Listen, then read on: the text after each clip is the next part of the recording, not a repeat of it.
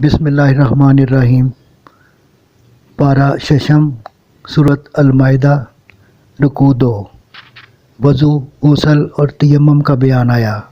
فرمایا، اللہ کے ساتھ کیے گئے عہد و پیمان کو ہمیشہ یاد رکھو، اسی کو پورا کرنے پر نجات کا دار و مدار ہے۔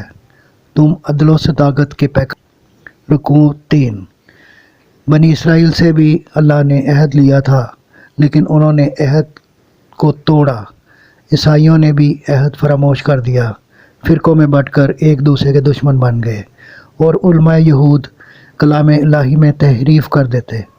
ہمارا رسول صلی اللہ علیہ وآلہ وسلم تمہارے پاس آ چکا، اور روشن کتاب آ چکی جو ایمان والوں کو جہل اور گمراہی کی تاریکیوں سے نکالتا اور علم و بصیرت کی روشنی میں لاتا ہے۔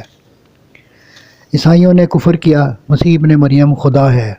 یہود و نصارہ کا یہ کہنا کہ ہم خدا کے چہیتے ہیں، ہم کچھ بھی کریں ہمیں نجات ہی نجات ہے۔ تو ان سے پوچھو کہ اللہ پھر تم پر عذاب کیوں نازل کرتا رہا۔ صدق اللہ العظیم۔